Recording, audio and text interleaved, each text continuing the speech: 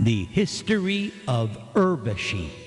Many years ago, Naranarayana Rishi, who is perfectly peaceful and is the best of sages, was born as the son of Dharma and his wife Murti, who was the daughter of Daksha. Naranarayana Rishi taught devotional service of the Lord, by which material work ceases, and he himself perfectly practiced this knowledge. Why, he is living even today, his lotus feet served by the greatest of saintly persons. Once, King Indra became fearful, thinking that Naranarayan would become very powerful by his severe penances, and thus seize Indra's heavenly kingdom. Thus, Indra, not knowing the transcendental glories of Naranarayana Rishi, sent Cupid and his associates to the residence of Naranarayana in Badarika Ashram. Then, charming breezes of spring created a most sensuous atmosphere, and Cupid himself tried to attack Naranarayan with his arrows in the form of irresistible glances of beautiful women. The primeval lord Naranarayana, understanding the offense committed by Indra, did not become proud. But Naranarayan spoke laughingly as follows to Cupid and his followers, who were now trembling before him. "Do not fear, O mighty Madana, O wind god and wives of other demigods. Rather, please accept these gifts which I am now offering to you, and kindly sanctify my ashram by your presence." And when Naranarayan spoke these words, eradicating the fear of the demigods, they bowed their heads with shame and addressed the Lord just to invoke his compassion. But while the demigods were thus praising the Supreme Lord, the all-powerful Naranarayana suddenly manifest before their eyes many women who were astonishingly gorgeous, decorated with fine clothes and ornaments, and all faithfully engaged in the Lord's service. And when all the demigods gazed upon the fascinating mystic beauty of the women created by Naranarayana Rishi, and smelled the fragrance of their bodies, the minds of these followers became bewildered.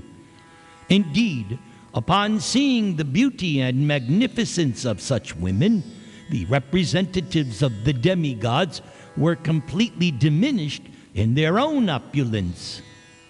Then Naranarayana smiled slightly and told the demigods, who were now bowing down before him, "Please choose one of these women, whomever you find suitable for you, for she will become the ornament of the heavenly planets." Vibrating the sacred syllable Om, the servants of the demigods selected Urvashee, the best of the Apsaras. Placing her in front of them out of respect, they then returned to the heavenly planets. The demigods then reached the assembly of Indra, and while everyone was listening, they explained to Indra the supreme power of Lord Narayan. And when Indra heard of Naranarayan Rishi and became aware of his own offense, Indra was both frightened and astonished.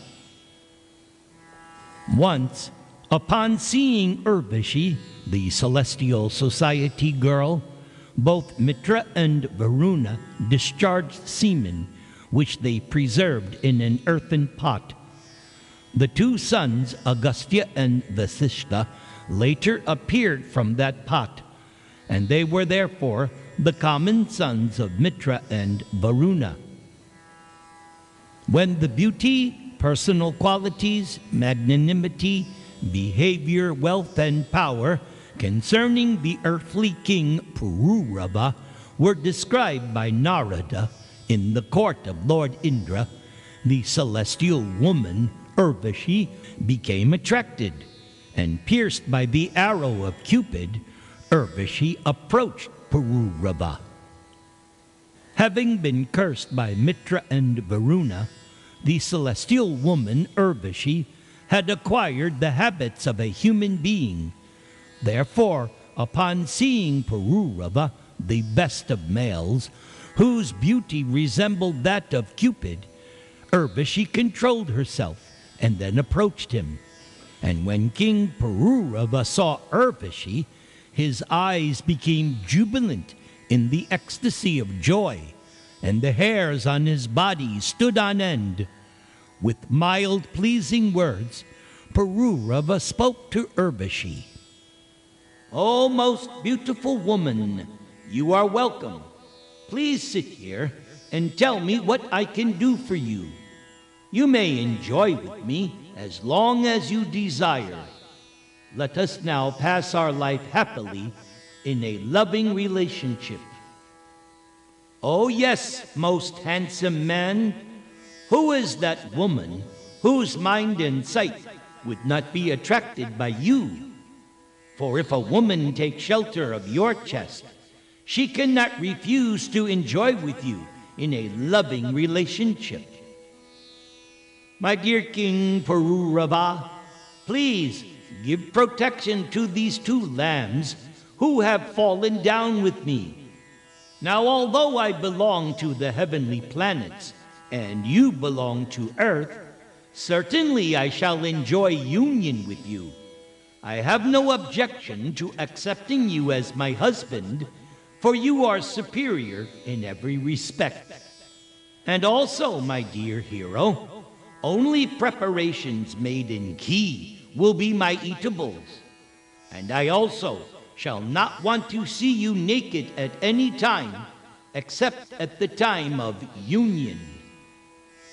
Oh, Urvashee, your beauty is wonderful, and your gestures are also wonderful. Indeed, you are attractive to all human society. Therefore, since you have come of your own accord from the heavenly planets, who on earth would not agree to serve such a demigoddess such as you?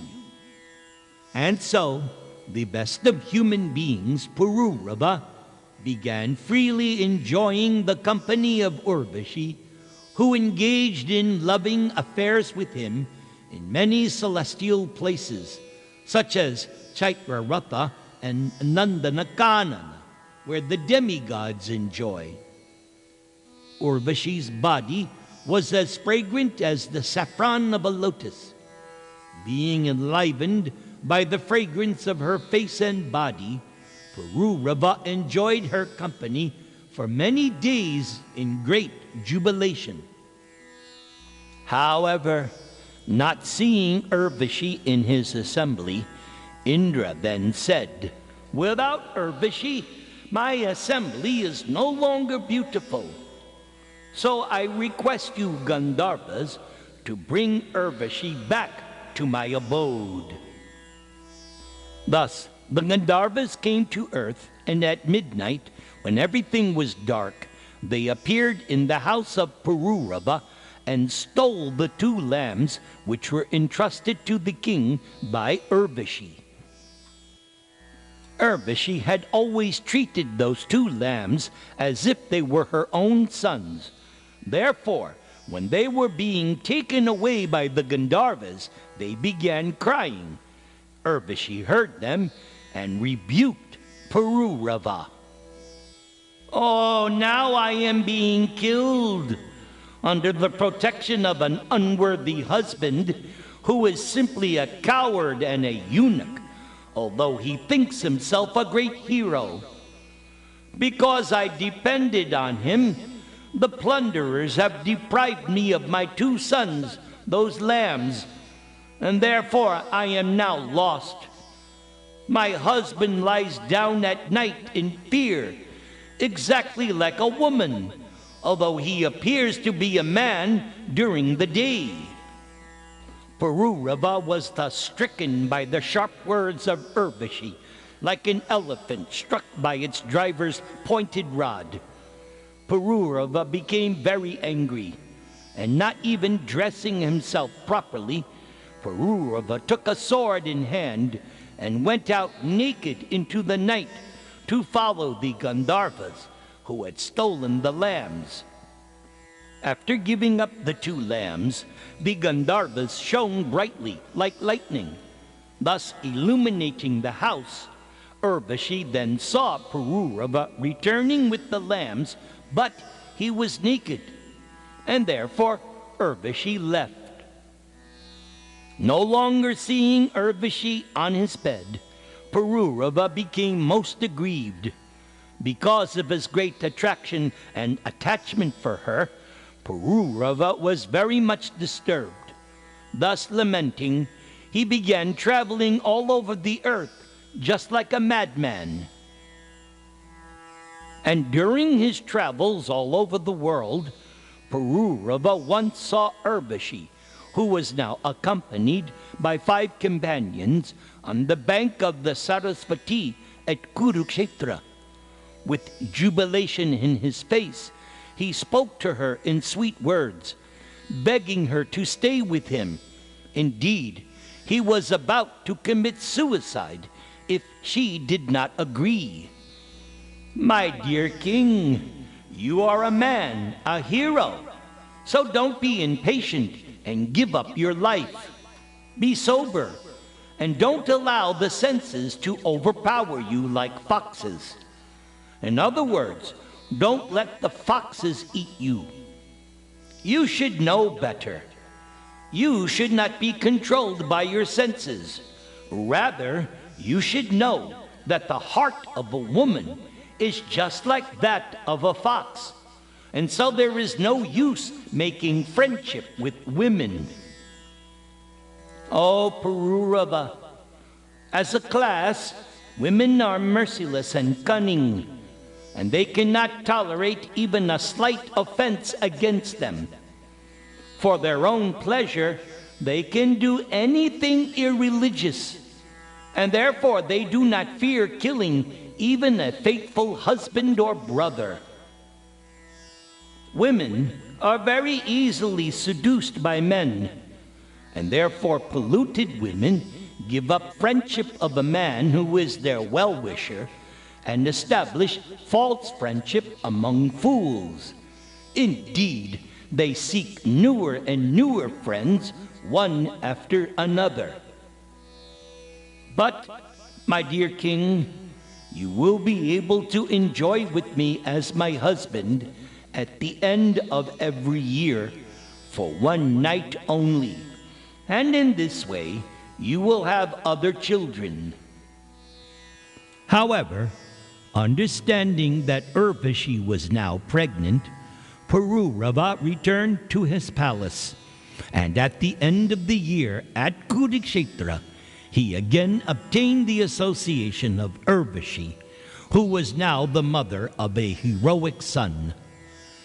Having regained Urvashee at the end of the year, King Pururava was most jubilant, and he enjoyed her company for 1 night. But then he became very sorry at the thought of separation from her.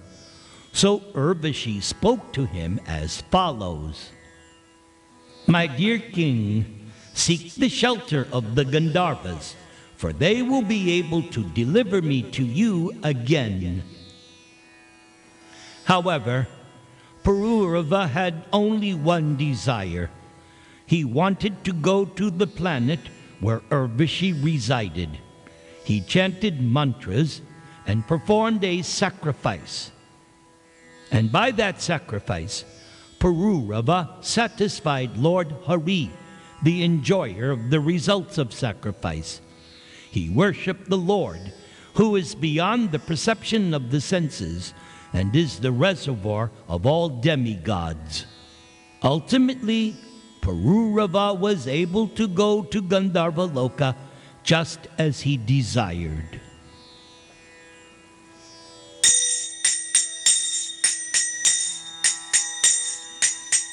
Namaste Narasimhaya. Praklad Aklad Dayane. Hiranya Kashipo Vaksha. Shilatanka Nakalaye.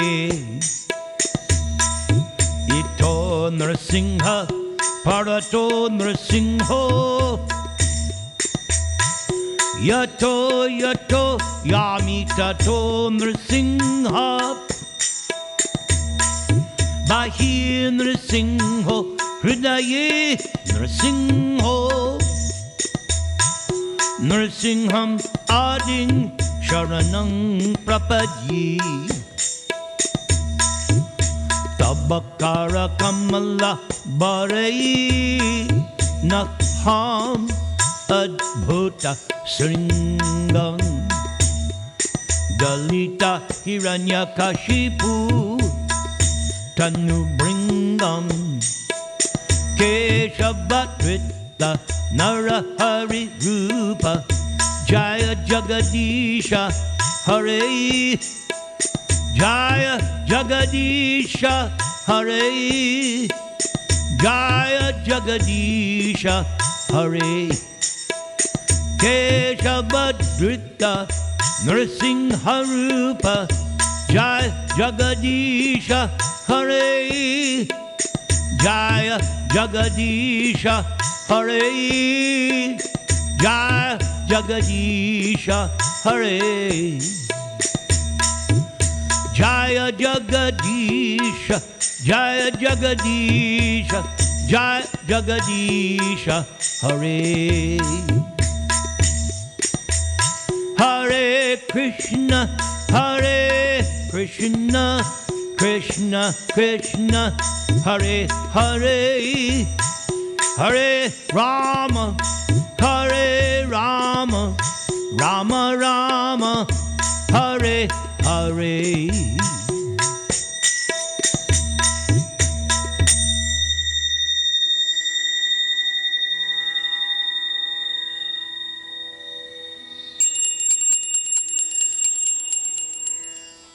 Uttashta Jagrata Prapya Varan Nibodhat Kshurasya Dhara Nishita Duratyaya Durgang Pafastat Kavayo Vadanti.